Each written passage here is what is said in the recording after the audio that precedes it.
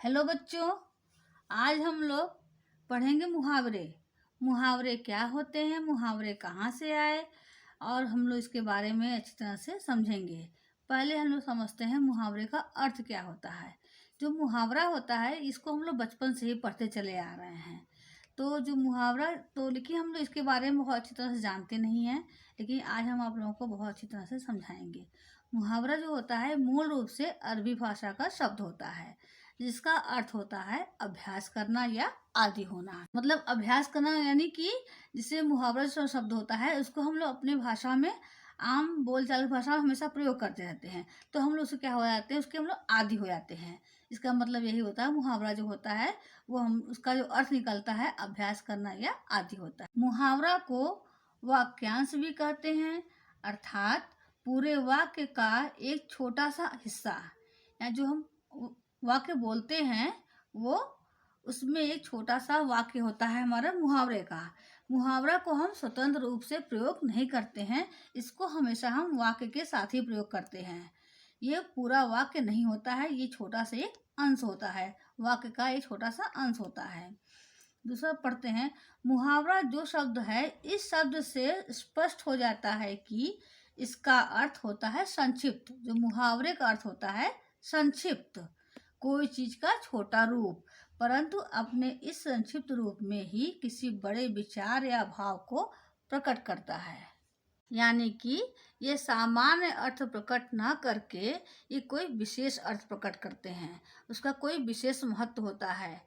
भाषा की समृद्धि और उसकी अभिव्यक्ति क्षमता के विकास हेतु मुहावरों एवं कहावतों का प्रयोग उपयोगी होता है। यानी कि जो हम मुहावरे और कहावतों का प्रयोग करते हैं उससे क्या होता है, जो हमारी भाषा है वो समृद्धशाली हो जाती है और वो रोचक लगने लगती है।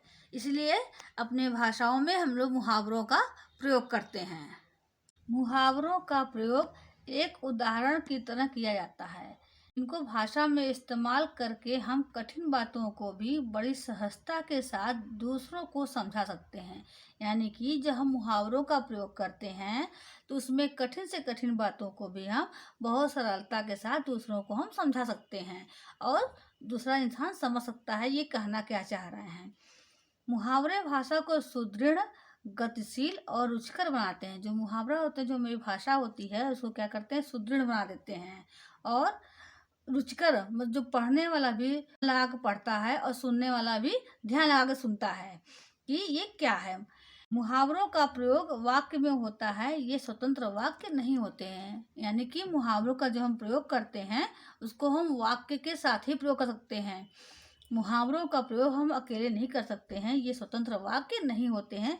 जब भी हम बोलते हैं तो मुहावरों के साथ वाक्य में ही उसको प्रयोग करके बोलते हैं। जैसे कि काठ का उल्लू, हम लोग बोलते हैं अक्सर कि क्या तुम काठ के उल्लू हो, तो वो व्यक्ति काठ का उल्लू तो नहीं हुआ, यानी कि हम लोग उसको बोलते हैं तुम, यानी कि तुम मूर्ख हो, तो इसीलिए हम लोग बोलते हैं उसको काठ का उल्लू। काठ का उल्लू यानी मतलब हुआ मूर्ख। हम लोग अगर मूर्ख बोल देंगे तो शायद उतना रोचक नहीं लगेगा, लेकिन अगर बोल देंगे काठ का उल्लू तो व्यक्ति उसको ध्यान देने लगेगा कि आखिर इसका अर्थ क्या निकल रहा है। इसीलिए हम लोग मुहावरों का अपने भाषा में प्रयोग करते हैं, लेकिन इसको हम लोग सब वाक्य के साथ ही प्रयोग करते हैं, स्वतंत्र रूप से नहीं होता है। मुहावरे अपना सामान्य अर्थ न देकर विशेष अर्थ प्रकट करते हैं। यानी जो हमारे मुहावरे होते हैं वो जो लिखा होता है उसका वही अर्थ नहीं निकलता है, उसका सामान्य अर्थ नहीं निकलता है, उसका एक विशेष अर्थ निकलता है। जैसे कि बहती गंगा में हाथ धोना, यानी कि अवसर का लाभ उठाना, उसका मतलब सामान्य अर्थ क्या हो। लेकिन मुहावरे का मतलब ये नहीं कि गंगा बह रही उसमें हाथ धो लो, इसका मतलब ये नहीं हुआ। इसका अर्थ हुआ कि अवसर का लाभ उठाना। हमारी जो भाषाओं को ये सुदृढ़ बनाती है और रोचक बनाती है, इसीलिए हम लोग इस प्रकार से मुहावरों का भाषा में प्रयोग करते हैं। अब तो आप लोगों को समझ में आ ही गया होगा मुहावरे होते क्या हैं। मुहावरे जो होते हैं वो हमारी भाषा को गतिशील, समृद्धशाली बनाते हैं और जो भी यानी कि वो बहुत गुड़ से गुड़ शब्दों को भी बहुत आसानी से समझा सकते हैं कि इसका अर्थ क्या निकल रहा है। ये बहुत सहजता के साथ यानी कि बहुत कठिन से कठिन बातों को भी बहुत सहजता के साथ समझा देते हैं। जो मुहावरे होते हैं वो स्वतंत्र प्रयोग नहीं होते हैं, इनका वाक्य में ही प्रयोग करते हैं। और मुहावरों का अर्थ जो होता है सामान्य न होकर विशेष अर्थ प्रकट करता है। अब आपको मुहावरे में समझ में आ गया होगा। अब हम लोग कुछ महत्वपूर्ण मुहावरे पढ़ेंगे और उनके अर्थ भी देखेंगे। मुहावरे के अर्थ तो वही होते हैं, लेकिन जो वाक्य प्रयोग होते हैं वो अपने आप मन से ही बना सकते हैं। जो आपको अच्छा लगे, जो रुचिकर लगे, उसको आप बना सकते हैं। जैसे हमने यहाँ पहले लिया है अंक भरना। अंक भरना मीन्स होता है गले लगाना। हमने इस वाक्य प्रयोग में किया है, बहुत दिन बाद पुत्र को देखकर माँ ने अंक में भर लिया, यानी कि बहुत दिन बाद पुत्र को देख करके माँ ने उसे गले से लगा लिया।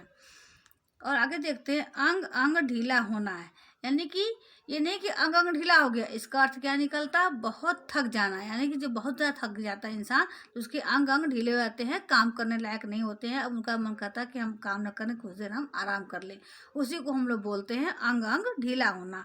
इसका हम लोग वाक्य प्रयोग करते हैं, सारा दिन काम करते करते आज अंग ढीला हो गया है, यानी कि आज हम बहुत थक गए हैं, इसका ये अर्थ निकलता है। अब देखते हैं अक्ल के अंधे। अक्ल के अंधे का मतलब ये नहीं होता कि वो अक्ल से अंधा है, यानी कि वो मूर्ख है, वो बुद्धिहीन है, उसको हम लोग बोलते हैं अक्ल से अंधे। अगर हम लोग मूर्ख बोलते तो शायद भाषा में जब हम वाक्य पढ़ते तो उनको उतने अच्छे न लगते, लेकिन हमने उसको और अक्ल के अंधे बता दिया तो शायद रोचक लग रहा है सब सुनने में भी। तो इसका हम लोग वाक्य प्रयोग बनाए, वह लड़का तो अक्ल का अंधा है, कितना भी समझाओ समझता ही नहीं है।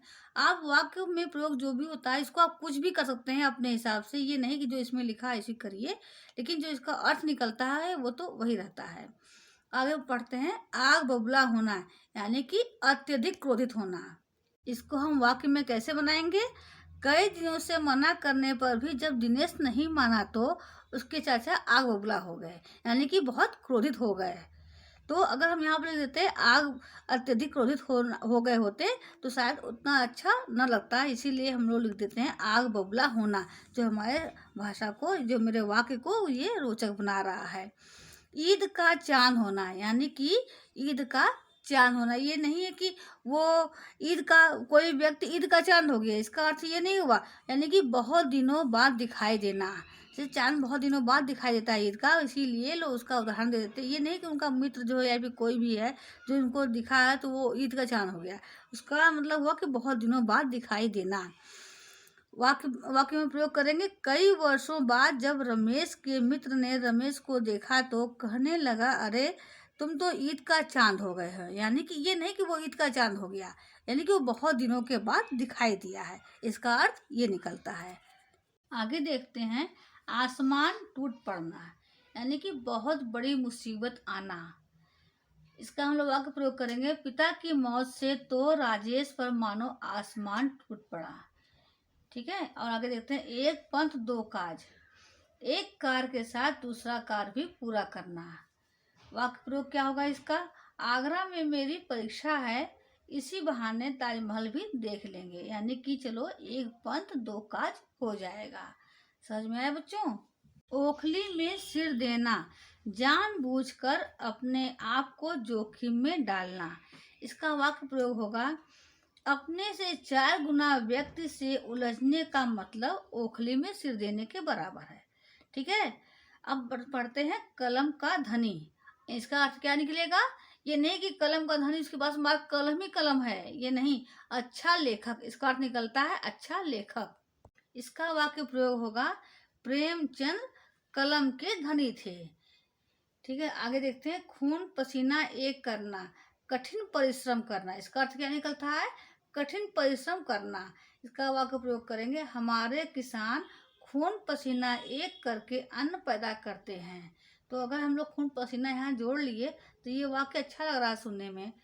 अब हमको लगता है आपको ये जो मुहावरे हैं समझ में आ गया होगा, और कुछ हम और भी मुहावरे देखेंगे जिसमें कि हम वाक्य प्रयोग आप लोग अपने से बनाइएगा, लेकिन हम उसका अर्थ बता देंगे। पहला है श्री गणेश, यानी कि आरंभ करना। इसका अर्थ होता है आरंभ करना। दाल न गलना, इसका अर्थ निकलता है सफल न होना। और सिर पर चढ़ना यानी कि अत्यधिक छूट देना। 9 2 11 होना यानी कि भाग जाना। तारे गिनना, प्रतीक्षा करना। घी के दिए जलाना, खुशियां मनाना। पापड़ बेलना, कठिन परिश्रम करना। औंधे मुंह गिरना, बुरी तरह असफल होना। टेढ़ी खीर होना, कठिन परिश्रम करना। सिर उठाना, विद्रोह करना। गुड़ गोबर करना, काम बिगाड़ना। अक्ल चरने जाना, बुद्धि का ना होना। इसका मतलब ये नहीं है कि तुम्हारी जो अक्ल घास चरने चली गई है, उसका अर्थ निकलता है बुद्धि का न होना। आँखों का तारा यानी कि अत्यधिक प्रिय, जो सबसे ज्यादा प्रिय होता है वो आँखों का तारा होता है। अंगुली उठाना, आरोप लगाना। अंकुश लगाना, नियंत्रण करना। इसका अर्थ होता है नियंत्रण करना। इधर उधर की हाँकना, व्यर्थ की बातें करना। एक आंख से देखना, इसका अर्थ निकलता है सामान्य रूप से देखना, यानी कि सभी लोगों को एक समान सबको देखना। उल्टी गंगा बहाना, उल्टा कार्य करना। छाती पर सांप लौटना यानी कि ईर्ष्या करना। छू मंतर होना, गायब हो जाना। रंगा शियार, धूर्त व्यक्ति। मुझे लगता है कि आप लोगों को मुहावरे समझ में आ गया होगा। ये हमने जो कुछ महत्वपूर्ण मुहावरे दिए हैं और इनके अर्थ बताए हैं, इनको आप लोग वाक्य प्रयोग करके प्रैक्टिस करिएगा। अब हम लोग मिलेंगे नेक्स्ट वीडियो में, जिसमें हम लोग पढ़ेंगे लोकोक्तियाँ।